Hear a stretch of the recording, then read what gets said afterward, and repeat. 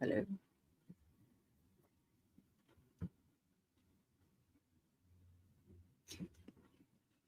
Greetings, Locked On Yankees fans. We're here for a live show. So let's just start it.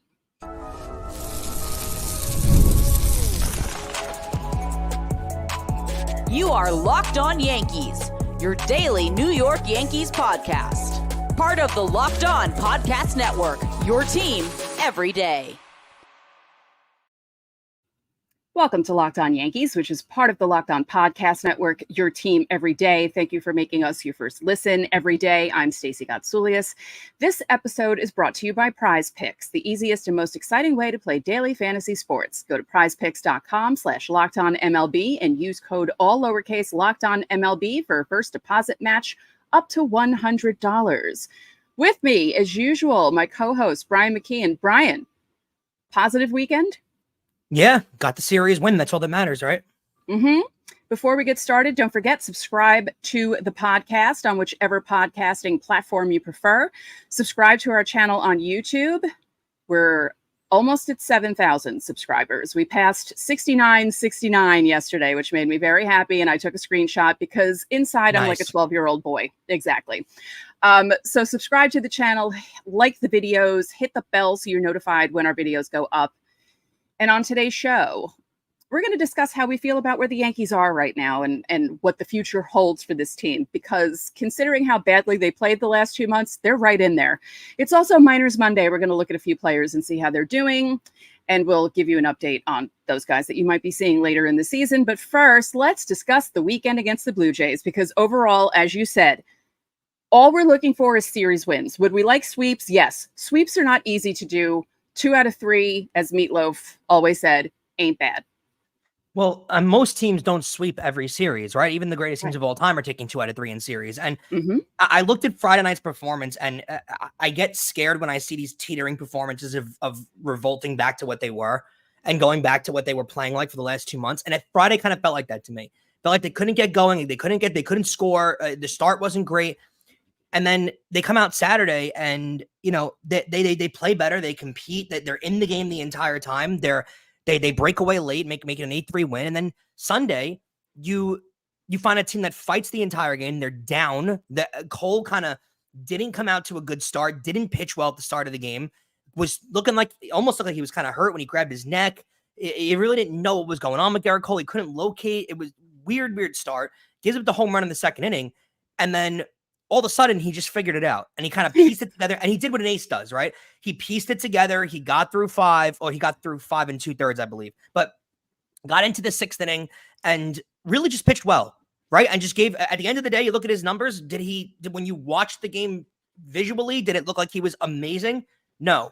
But at the end of the day, 5 and 2/3, 6 hits, 2 earned, 4 Ks. That's what you need out of your ace. And you know what? This team should be able to win under that start. It should. If he gives you that in a playoff game, you take that. So you look back at that performance, and then they scored the 2 runs late. They give up the lead. They are able to come back and win that game. That felt like a game again, and we've said this a couple of times. Sunday's game felt like a game that 2 months ago, a month and a half ago, they lose. Or 2 weeks ago. 2 weeks ago, yeah. The game that they roll over and die and lose in. And that's not what happened in Sunday's game. It does feel like the team overall has turned a corner. It feels like their momentum is different. Their energy is different. Their confidence is finally creeping back into it, which I like. It just scares me when you see those starts like Friday when it's like, ooh, they don't look like they're really competing right now. And it's kind of like you feel like they might be teetering back into their old self. But I don't know. From what I saw on especially a game like Sunday's performance, you have an opportunity, and we're going to talk about it later on in the week. You have an opportunity with the way your schedule looks like in August to really get fat and really take a lead over this Baltimore team. You really do. A Baltimore team that, by the way, if you guys look around, they're not playing that well. And they really haven't played well in the last 2 months. It's just been superseded by the Yankees playing so terribly. So we're going to see, Stace. I'm cautiously optimistic with where they're at right now. Yeah.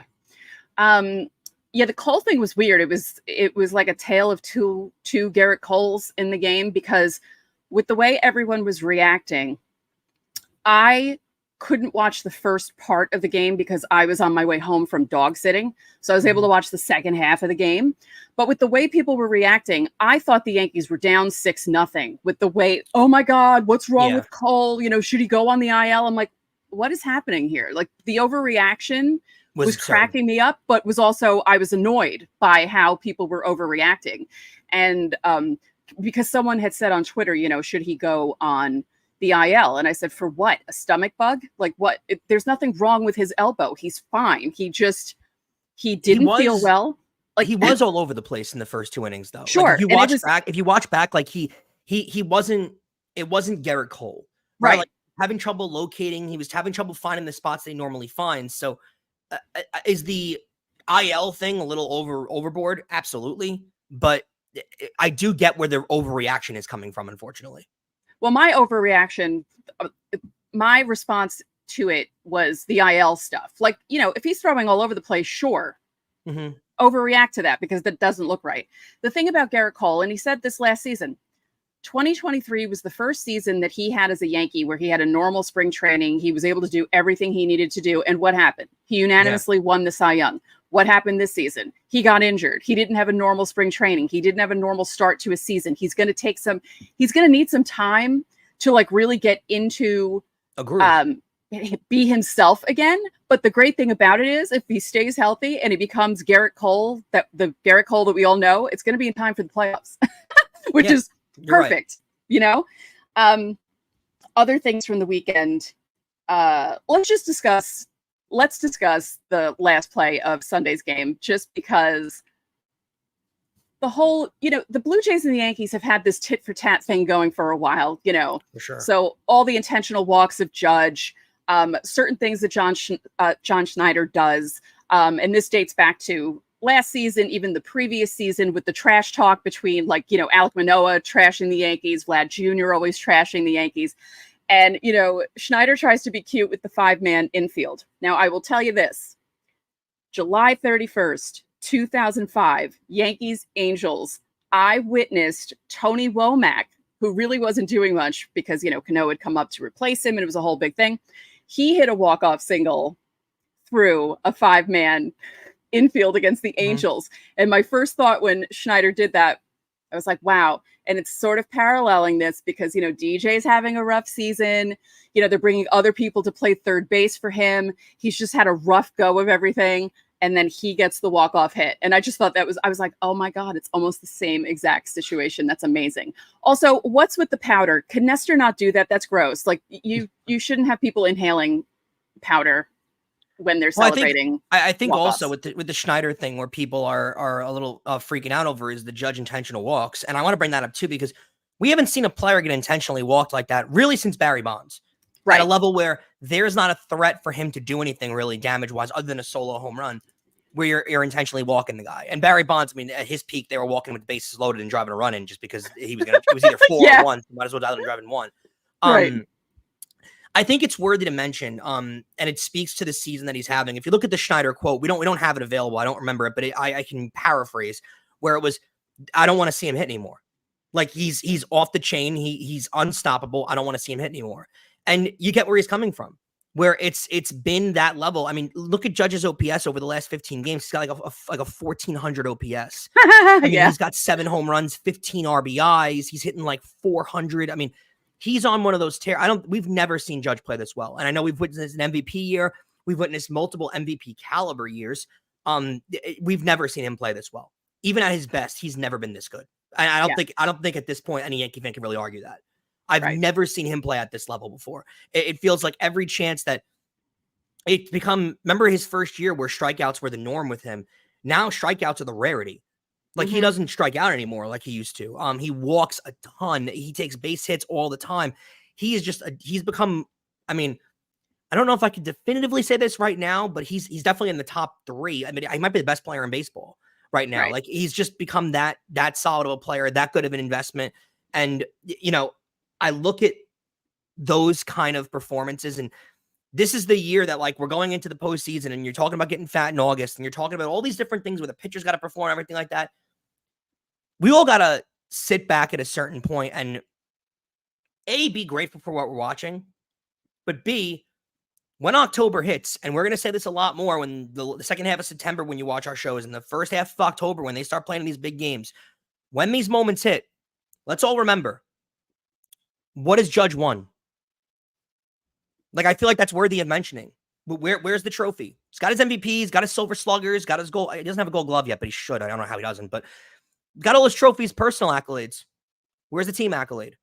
And I do feel like this is a guy we're going to be talking about in 50 years. I do. That oh my God, I watched him play. You'll be. I won't, but you'll be. Well, I hope you will be. At least maybe your demented mind will be referring to it. I'll be a century old by then. regardless, it feels like he's the kind of player that, you're going to be talking to your great grandkids and your grandkids about that. Oh, I saw him play the same way. We hear our grandparents talk about Mickey Mantle and Joe DiMaggio and all those great players. And yes, are all of those things going to be great if that's what Aaron Judge becomes? And it feels like he's becoming one of those players. But is he going to go down in the litany of Yankees that hasn't won a championship? Because when I think of great Yankees who have had great performances who haven't won, the only one I think of is Don Mattingly. The only one. And it's unfortunate that is what Don Mattingly has become. Is Judge going to let that happen? Or is it going to be one of those postseasons where he puts the team on his back and says, no, where he pulls a Bryce Harper and takes over? Because at a certain point, I hate to be that guy, Stacey, but the best players of all time do that. They do. They perform in the biggest moments. So we're going to have to really see. He's having an unbelievable season, and he's having an all-time great year. But let's see what happens in October, because when it comes to the Yankees, it feels like really at the end of the day, that's all that's going to matter. All right. Don't forget, subscribe to the channel, hit the like button on our videos, hit the notifications so you know when our videos go up. Also, reply to the pinned comment on our videos Monday through Thursday. The pinned comment will be up after the live ends, if I remember to do it. If you want your questions answered for Fan Mail Friday, or you can join the Locked On Yankees Insiders Club. The link is in the description. You'll get text from us. You can text us questions. There's a 14-day free trial. So coming up next, a little bit of Miners Monday, because we haven't had Miners Monday in a while.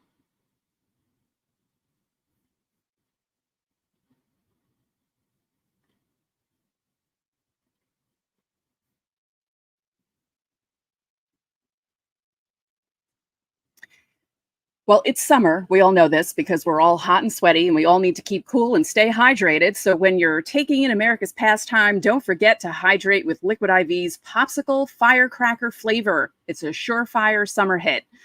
You can get hydrated with electrolytes, essential vitamins, and clinically tested nutrients from the #1 powdered hydration brand in America, because baseball and summer go together like Liquid IV and indulgent hydration. So the Popsicle Firecracker flavor is a blend of lemon lime, tart cherry, and raspberry, which sounds extremely refreshing. Liquid IV has a whole bunch of flavors, from lemon lime to pina colada. I personally love strawberry lemonade. That's one of my favorite flavors of all time of anything, but their strawberry lemonade is so amazing. You tear, pour, and you live more. One stick and 16 ounces of water hydrates better than water by itself. It also has 3 times the electrolytes of the leading sports drink and 8 essential vitamins and nutrients. So no more thirsty summers when you indulge in hydration with Liquid IV. Get 20% off your first order of Liquid IV when you go to liquidiv.com and you use code MLB at checkout. That's 20% off your first order when you shop Better Hydration using promo code MLB at liquidiv.com. Thank you for making Locked On Yankees your first listen today. For your second listen, enjoy the Locked On MLB podcast. Host Paul Sullivan, aka Sully, is here for you daily to provide national expertise with his trademark humor to help you get ready for the MLB playoffs here in the dog days of summer. Prepare for the Fall Classic with Sully, who has it all covered every single day on Locked On MLB, available on YouTube or wherever you get your podcasts.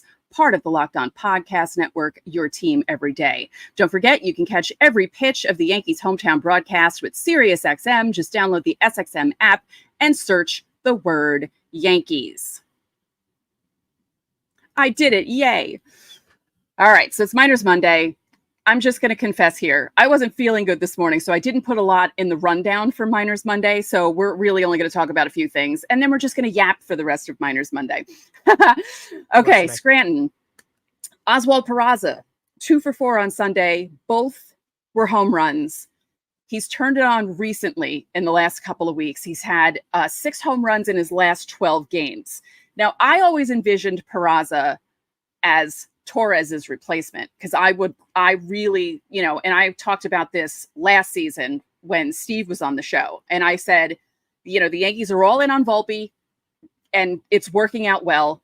And I really want to see Volpe Peraza up the middle. I think they would make a really good tandem at shortstop and second base. They gave him the chance last year for sure. I don't know if there's going to be a call up this year. I do feel like though, if Gleyber doesn't perform, why not try it out? Like he'll definitely be a September call up, right? Once the AAA season is over, he'll come up.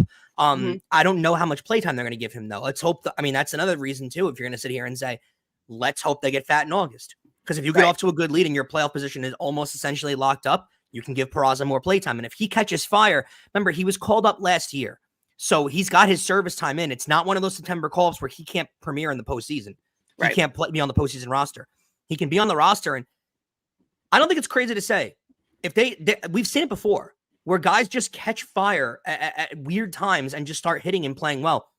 If they call him up and he starts playing really well and he catches fire and Gleyber's still hitting the way he's hitting, what's there to say they leave Gleyber off the wildcard roster or the ALDS roster and they put Peraza there? Right. It's not a crazy thought.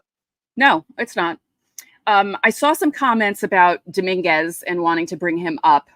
They're not going to do it yet. No, they're not going to do it yet.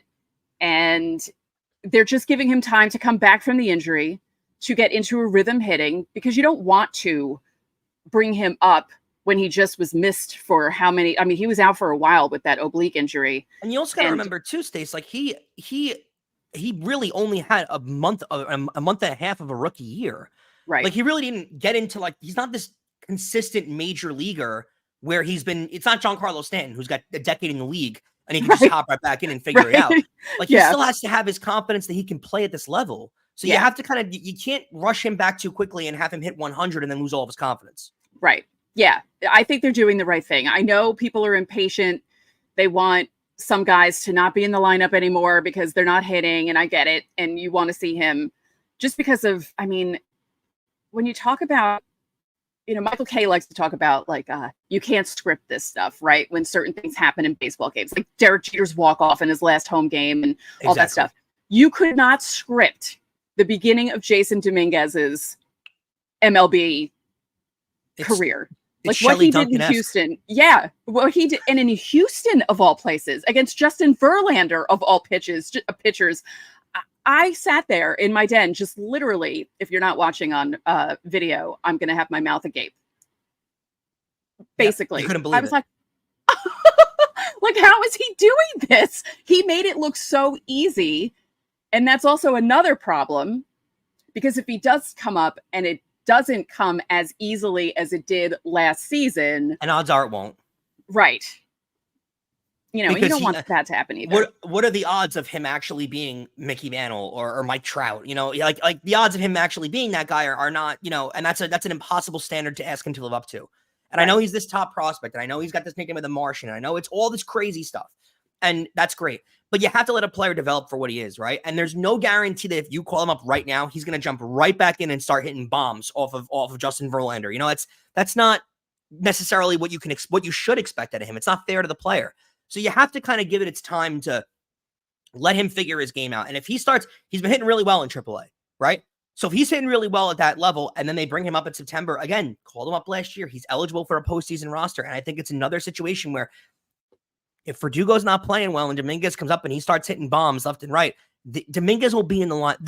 Trust me, guys, they want to win a World Series. They do. They will field the best team.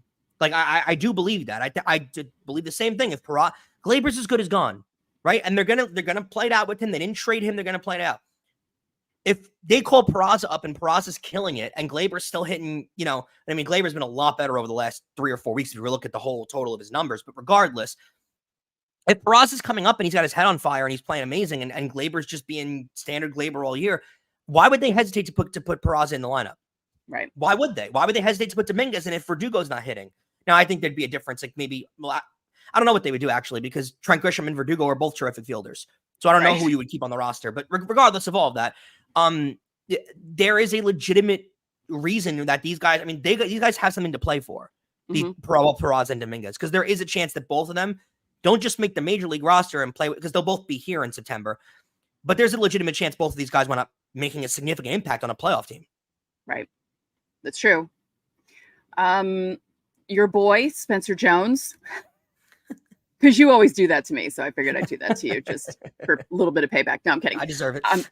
So he's hitting 245. His OPS is 758 in 402 plate appearances, 19 doubles, 3 triples, 13 home runs, 58 runs driven in. He's scored 55 times. He's 21 for 27 in stolen bases.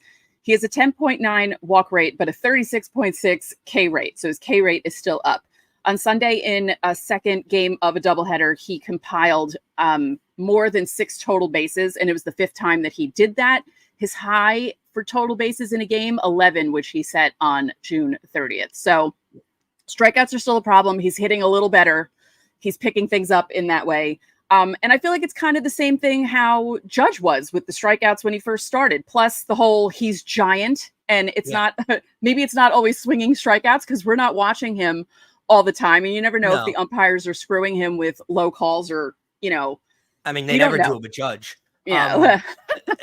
You would have to, I think right now we can evaluate Spencer Jones on a week-to-week basis, and that's fine on how he's playing at Somerset.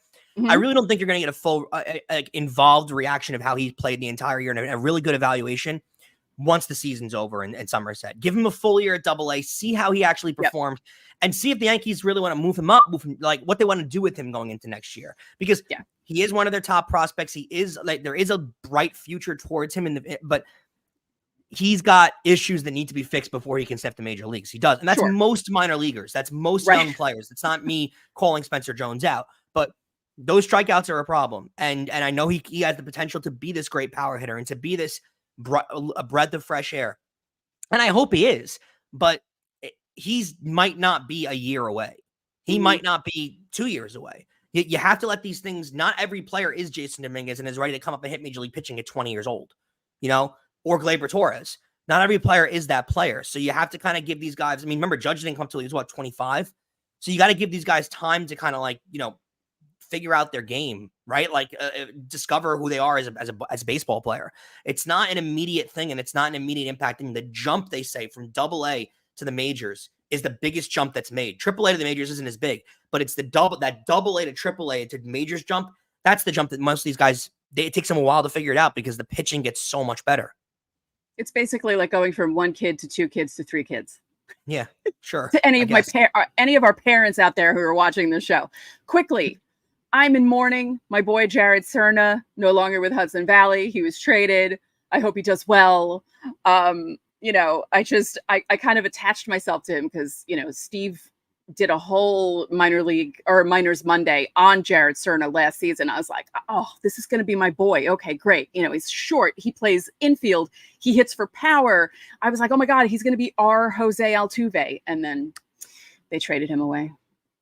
What a bummer. All right.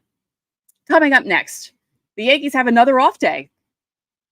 What's with all these off days? But it's deserved and they need it. And we're going to talk about where they're sitting right now, how things are looking right now on August 5th.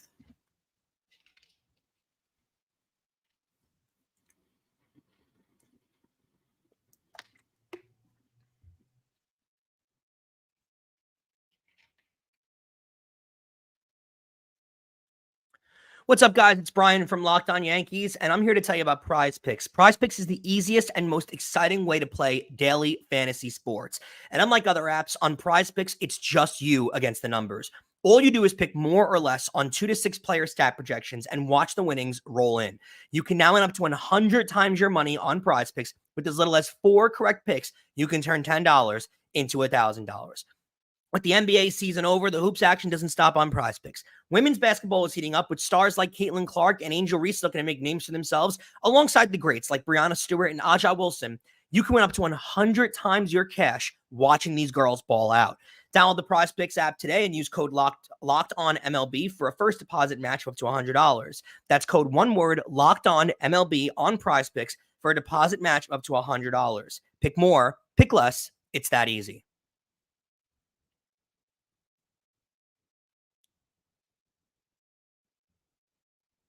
And Locked On has launched the first ever national sports 24/7 streaming channel on YouTube, but now it's also available on the Amazon Fire TV in the free Fire TV Channels app. Locked On Sports Today is here for you 24/7, covering the top sports stories of the day with the local experts of Locked On, plus our national shows that are covering every league. Find Locked On Sports Today now, available on the free Fire TV Channels app. And remember that you can catch every pitch of the Yankees' hometown broadcast with SiriusXM. Just download the SXM app and search the word Yankees.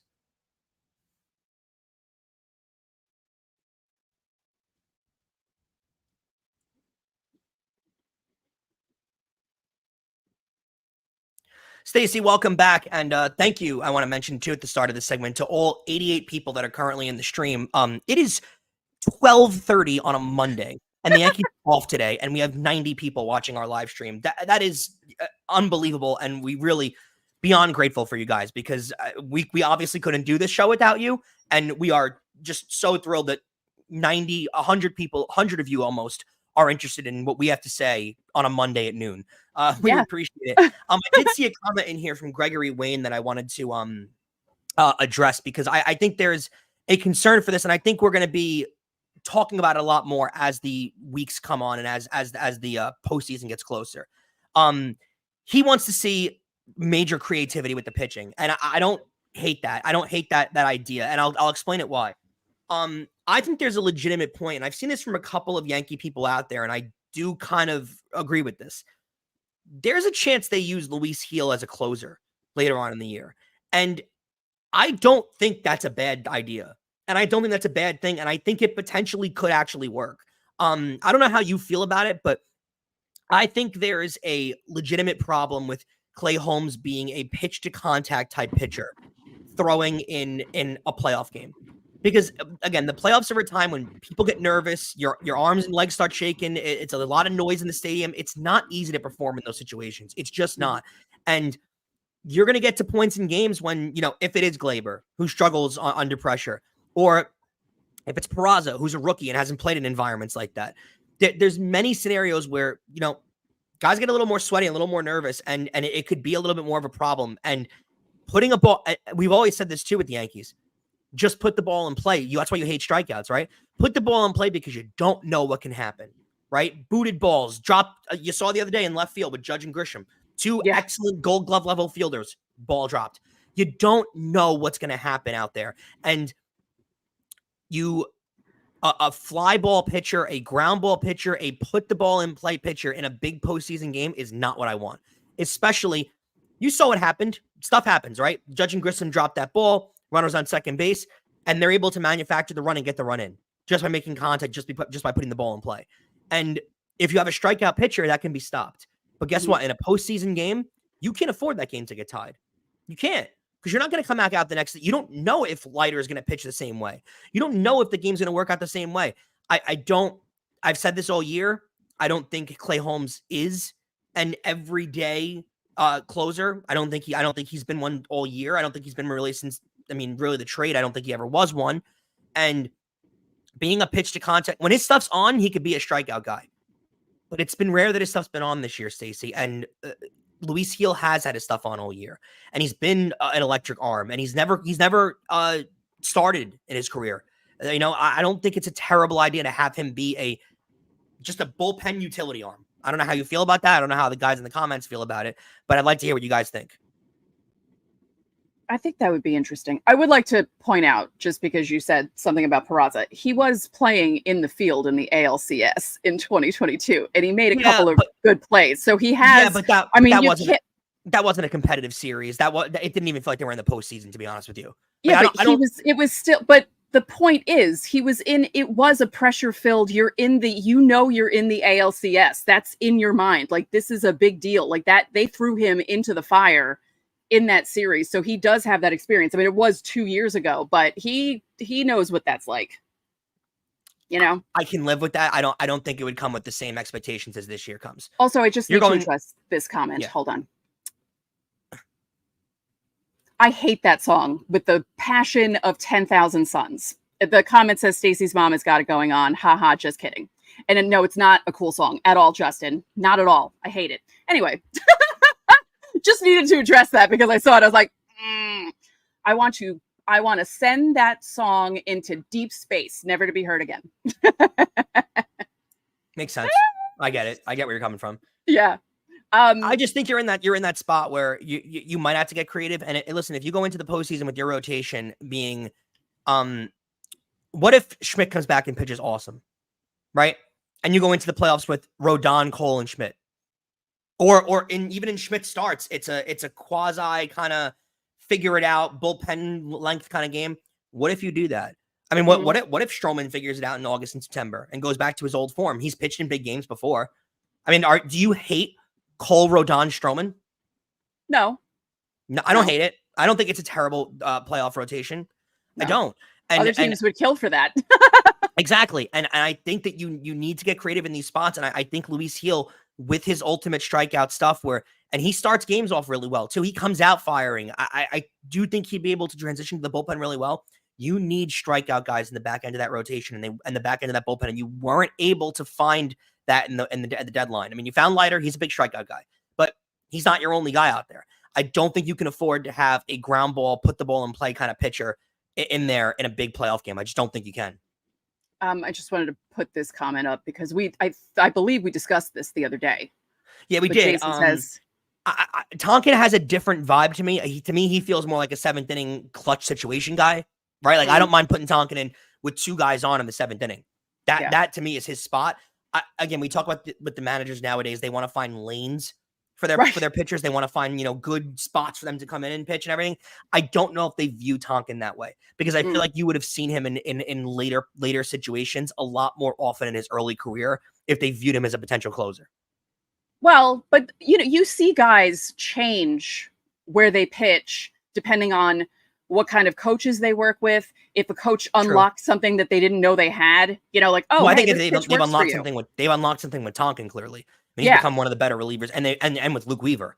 I mean, they know how to develop their bullpen arms. They do, and then they'll know how to speak to Luis Gil, and they'll know how to inform him of how to deal with the mental gymnastics of playing in a big spot, of coming in the ninth inning, all that kind of stuff. They'll school him on that. With the fact that Luis Gil has not pitched in a postseason spot, has not pitched in major big games in Yankee Stadium, I feel like not letting him start and go through that might be more productive for his career. It just might be. And it might be what they need too. They put him in AAA, right? Nick Birdie. I think that was what Is he expected back? Yes. I don't know if they're expecting him to come back and make a major impact. Right. Yeah. They'd like that for sure. I don't know if they're going to get that. Right. So, like I said earlier in the show, considering where the Yankees or how the Yankees have played before this past week, the fact that they're neck and neck literally with Baltimore is a miracle at this point, just because of how badly they've played. And I think I said it in the AL East preview episode, maybe with the other hosts. I envisioned this race being like 2012 with just two teams being neck and neck. And I pictured it being the Yankees and the Orioles. And I feel like if the Yankees keep going the way they're going and just win series and don't go through bad stretches again, like hopefully that bad stretch was it. And it's behind them. And if they just keep doing what they're doing, they're going to be right there. I don't think anyone in their right mind saw Boston being one of the wild card teams, and now they're currently sitting out of it right now. But I don't think anybody in their right mind. Yeah, they're 2 games out. I don't think anybody saw Boston being in this spot that they're in right now. That to me is crazy. I saw Toronto being there. Toronto clearly needs a reset and they need a redo. And Tampa too, as having a down year, and that's fine. Teams are going to have that. They're also trading people away too. To me, they've done it differently, though. The Yankees got out to this giant lead, and if they just played consistent 500 baseball over the last 2 months, they'd have a 10-game lead on Baltimore. Because Baltimore really did not play well over the last month or so. They just what happened is Baltimore got into this rhythm where they weren't playing well, but no one was focusing on them because they weren't a team that was playing absolutely at the pace of the White Sox. And the Yankees were literally playing at that pace. So while they're playing at the pace of the White Sox. No one's paying attention to Baltimore, who's playing 350 baseball. Right. And they played awful. And that's how the Yankees wound up sticking with them. Remember, they went into this swoon, if you want to call it, with the Yankees being about 4.5 games above Baltimore. And now they're even because the Yankees played so terrible and Baltimore only gained 4 games over that period of time, which is pathetic because if Baltimore played the way they're capable of, they should, we've said it before, they should have a double-digit lead on the Yankees easily. Mm-hmm. And, their starting pitching has not been there. Granted, they've had injuries, but their starting pitching has not been there. Their lineup gets very bleak toward the end, and their bullpen is not very good. These are issues they tried to address in the deadline. They kind of did a little bit in a way. We're going to see if it's going to address itself further. I'll tell you this. I think the Yankees are going to win the division. I do. I think they're going to wind up being the team that wins the division. I think there's too much of an easy schedule, and, you guys will hear about it more in tomorrow's episode that we're going to go over. If you look at the Yankees schedule in August, I don't think it's been talked about enough, and I think it's starting to get mentioned a little bit, and we've brought it up a little bit, but their schedule in August is unbelievably simple. And I mean that, I don't mean that in a disrespectful way towards everybody. It's an unbelievably simple schedule. And at this point, if they don't win the division, no matter how Baltimore plays, if they don't win the division, it's almost like going to be a shock to me because you've come out of this swoon. You've played better. They don't have to play exceptional baseball to finish this month off being 10 games over 500. And when you see the schedule tomorrow, you'll realize that. I just want to put this one comment up and we'll read it. O's should have traded for Skubal. No, thank God they didn't. Oh my God. Because it says, imagine Skubal and Burns in the playoffs. No. Well, we said it. We said it going in, right? Yeah. To me, that's what I've done if I was Baltimore. They've got a really good farm system, a lot of really young players. If there was a team in baseball that had the opportunity to be able to get him out of Detroit and bring him in with the money Baltimore has that they have to spend and the amount of prospects they have, they would have been able to get Skubal. And Skubal doesn't want to pitch in the postseason unless he gets a long-term deal. Fine. They could have given him a long-term deal. They have all this money in the world to spend. And then they could have gave Burns that deal. Could you imagine? And let's be grateful they didn't do it. Could you imagine the Baltimore Orioles pitching staff for the next 5 years being Skubal, Burns, and Heaney? Pretty scary stuff. So let's be grateful they didn't go after Skubal. Yeah. Even though it doesn't sound like Detroit was too keen on moving him anyway, to be honest with you. Right. Yeah, I don't think their guy was Flaherty. They wanted to move Flaherty, and they did. And part of me wishes the Yankees did the move on Flaherty too, because did you see how he pitched in his Dodger debut? Yeah. Pretty well. Yep. So before we go, thank you for joining us. We're up above 100 people here live, which is fantastic. Incredible. You guys are just amazing. The support you give us every day. When we do put the episodes up, when we normally do, somewhere between midnight and 1:30, depending on when the games end, there's always a group of people in the chat. I love that. It's always the same people every night. You guys are so great to us and we appreciate it. If you're new to us, please hit the subscribe button and hit the like button on our videos. We appreciate it. If you're from Europe, please subscribe also. We're huge in Belgium, I hear. Yes. Hi, Lester. He was excited that we're live while he's still awake. One more time, you can catch every pitch of the Yankees hometown broadcast with SiriusXM. Just download the SXM app and search the word Yankees. And again, thank you for making Locked On Yankees your first listen today. Now go check out Locked On MLB. Prepare for the Fall Classic with Sully, who has it all covered every single day. You can find the link to Locked On MLB in the description, so you don't need to search. Part of the Locked On Podcast Network, your team every day. So that'll do it for this edition of Locked On Yankees. I'm Stacey Gotsulias. And I'm Brian McKeon. We'll catch you guys tomorrow.